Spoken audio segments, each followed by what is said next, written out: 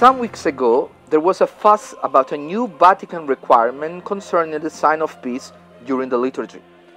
The Congregation for Divine Worship, on August of this year, sent a document to all the world's bishops asking that this gesture during the Mass is not an occasion for inappropriate behaviors. Living in Macau, I have to say that I quite appreciate the way the sign of peace is done here, in line with the Chinese discretion. People just bow to each other without shaking hands or more. As for me, I would extend this way to the Universal Church.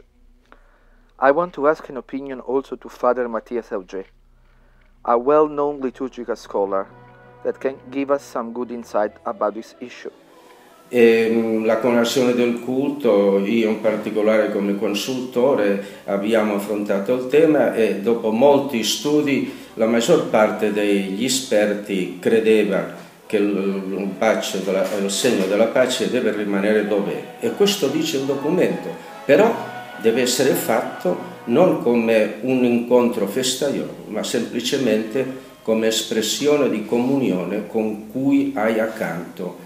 Non è un momento di festa, ma è un momento che esprime la comunione tra di noi prima che tutti noi siamo in comunione insieme con Cristo. I mentioned before about the Chinese style. Why do I say that?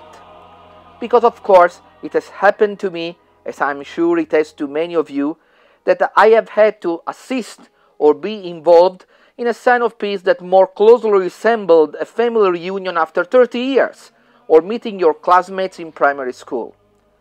I don't know how you feel, but being hugged by unknown people on the basis they sit next to me is not really the best experience in the world. So, when I feel the assembly can be dangerous, I just try to find a place where I can feel safe. Yes, I know Jesus would maybe appreciate this.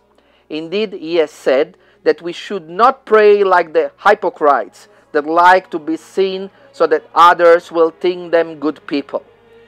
So, if I can find a safe place in the church, it is not just to follow the command of Jesus, but also for personal safety. You may say that in our culture there is not this kind of effusion during the sign of peace. I agree with that. The physical approach is more in touch with Americans maybe than others. Chinese are reserved, we may say not very emotional, as typical of this culture. When Italians shake hands, it seems as if you can read on their minds, why do I have to do this? Italians also cultivate a sane skepticism that has probably let them survive in the many turmoils of history. I guess that rethinking the sign of peace is not a bad idea. Hopefully, this will avert many occasions of people wandering wildly around the church in search of hands to shake or people to hug, as if they are running for a party in a coming election.